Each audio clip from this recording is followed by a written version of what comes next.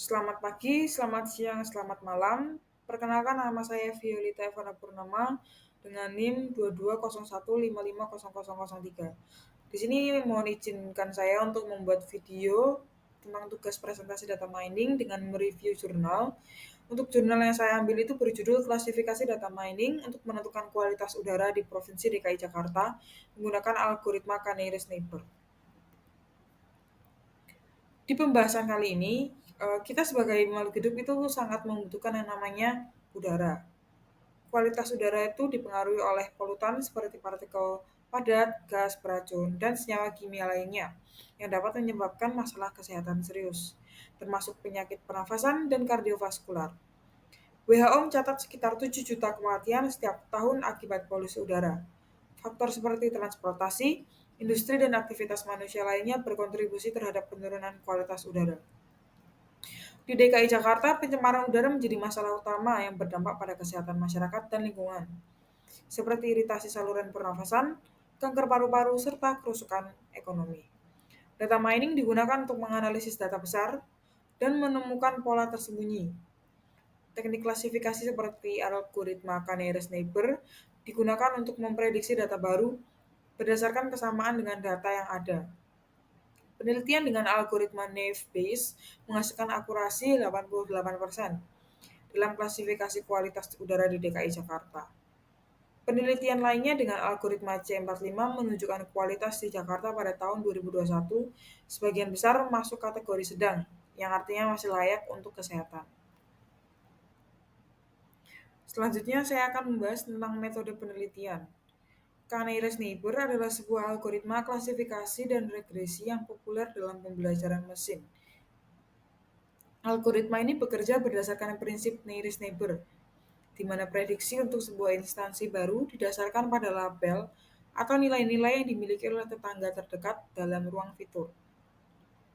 Dalam algoritma KNN, nilai K adalah jumlah tetangga terdekat yang akan dipertimbangkan untuk melakukan prediksi.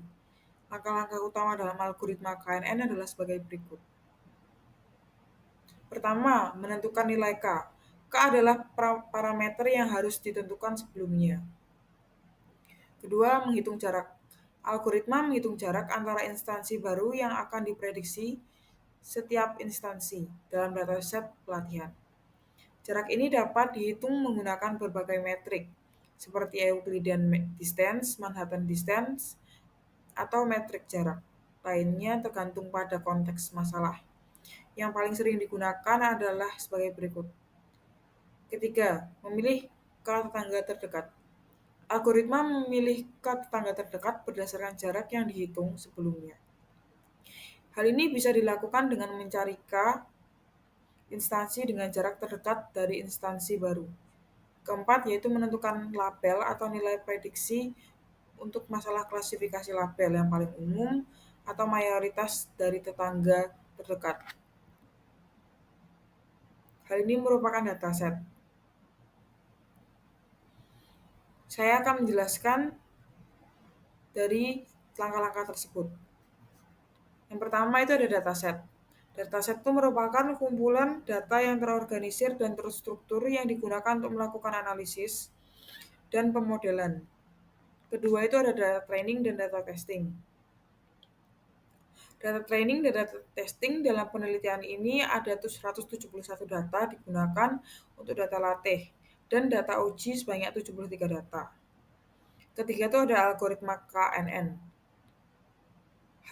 Pada tahap ini penelitian menggunakan algoritma KNN sebagai model klasifikasi. Keempat, penentuan nilai K cross validation. Nilai K dalam cross validation mengacu pada jumlah lipatan yang digunakan dalam proses validasi silang. Pada penelitian ini, penulis menggunakan K5-fold cross validation. Kelima ada performance factor.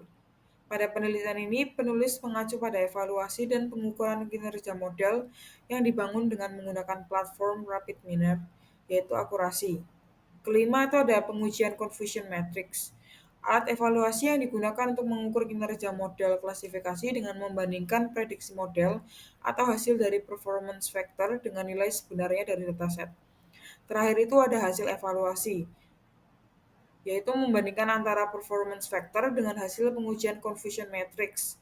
Apakah sama atau berbeda hasil akhirnya?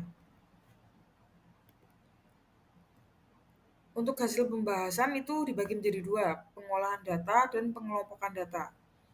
Pada tahapan pengolahan data, dilakukan penyiapan data awal, pemilihan atribut atau variabel yang akan dianalisis, validasi variabel yang ada, serta persiapan transformasi data. Untuk pengelompokan data itu adalah membuat tabel data uji atau testing, dan yang digunakan pada penelitian ini itu sebanyak 73 data.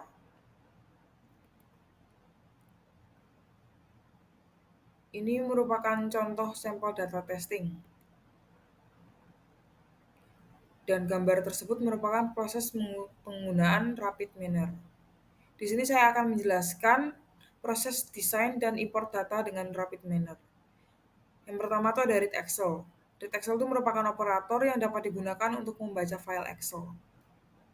Kedua ada split data. Operator yang digunakan untuk membagi data menjadi set pelatihan, training set, dan set pengujian atau testing set. Ketiga itu ada Canary Sniper,